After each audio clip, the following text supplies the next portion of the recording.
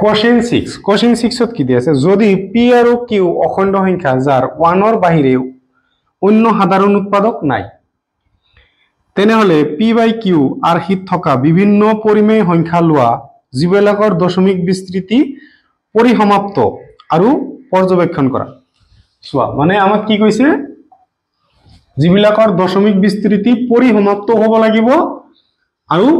ইহতৰ মাজৰ কমন কি থাকিব লাগিব 1 থাকিব লাগিব সো আমি সাপোজ 7/16 ললো দুটাৰ মাজত কি কমন আছে 1 ৰ বাহিৰে বেলেগ আৰু কমন নাই পৰিসমাপ্ত হয় নে নাই আমি চাম পৰিসমাপ্ত হোৱাৰ কাৰণে আমাৰ তলৰটো চাব লাগে 2 এৰে কমপ্লিটলি ভাগ যায় না নাই বা 5 এৰে যায় না নাই বা দুটাৰে কমপ্লিটলি ভাগ যায় না নাই কি হল 8 2 কিমান বাৰ হ'ব 4 2 2 বাৰ মানে 2 এৰে ভাগ যায় আমাৰ শেষ হৈ গৈছে তেনেহলে এটো দশমিকৰ পৰিসমাপ্ত হ'ব আৰু কি হয় p বাই q আকাৰতো আছে তেনেহলে তাৰ পিছত কোশ্চেন 7 ত কি দি আছে তিনিটা সংখ্যা লিখা যাৰ দশমিক বিস্তৃতি অবিৰত বা অপুনৰাবৰ্তী বা অপৰিসমাপ্ত আৰু অপনৌপনিক প্ৰথমতে লিখিলো 0 1 তাৰ পিছত 0 0 তাৰ পিছত 1 তিনিটা 0 তাৰ পিছত 1 3 এতিয়া চাৰিটা 0 1 তাৰ পিছত পাঁচটা 0 এনেকৈ যাই থাকিব প্ৰথমতে 2 এটা 0 তাৰ পিছত দুটা 0 মাজত তিনিটা 0 আকৌ 2 এনেকৈ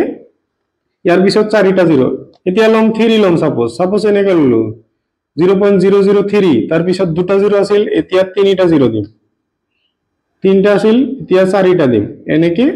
যাই থাকিব বহুতো লিখিব পাৰা 4 5 6 7 বহুতো হ'ব আমাৰ ইমান দৰকাৰ নাই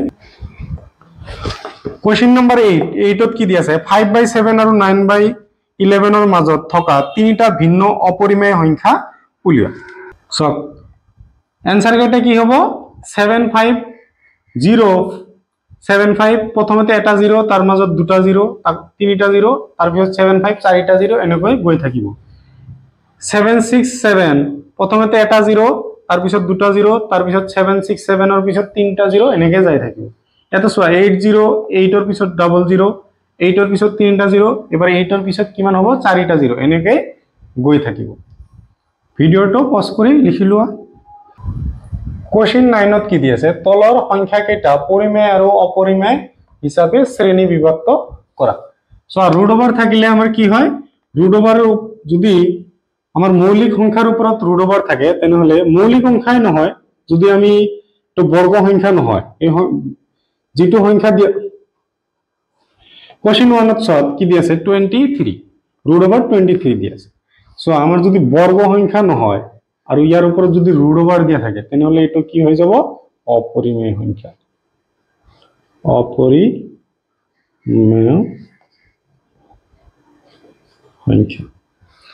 ইয়াতে চোৱা ইয়াতে ৰুট ওভাৰ দিয়া আছে কিন্তু সংখ্যাটো কি হয় বৰ্গ সংখ্যা 15 * 15 কৰিলে 225 পোৱা যায় তেনেহলে ইয়াৰ বৰ্গমূল কি হ'ব 15 বৰ্গমূল যেতিয়া 15 হৈ যাব 15 ৰুট ওভাৰ কৰি দিলো কিমান পাম দুটা ৰুট ওভাৰ থাকিলে ৰুট ওভাৰৰ ভিতৰত দুটা সংখ্যা থাকিলে এটা ওলাই আহে সো 15 ৰ তলত কি আমি 1 লিখিব পাৰো আৰু এটো কি হৈ যাব পৰিমেয় সংখ্যা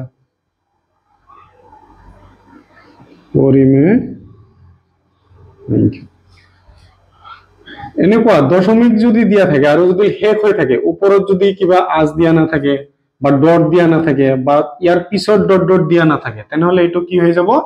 পৰিমেয় সংখ্যা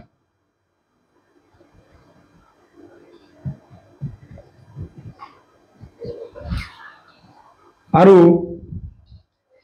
কোশ্চেন 4 ত চোৱা ইয়াতে এটো কি হৈ যাব এটো পৰিমেয় সংখ্যা হৈ যাব কাৰণ ইয়াতে আৰু ডট ডট দিয়া নাই তেনেহলে এটো পৰিমেয় সংখ্যা হৈ যাব পৰিমেয় সংখ্যা ইয়াতে চোৱা ইয়াৰ পিছত ডট ডট ডট ডট দিয়া আছে তেনেহলে এটো কি হৈ যাব অপৰিমেয় সংখ্যা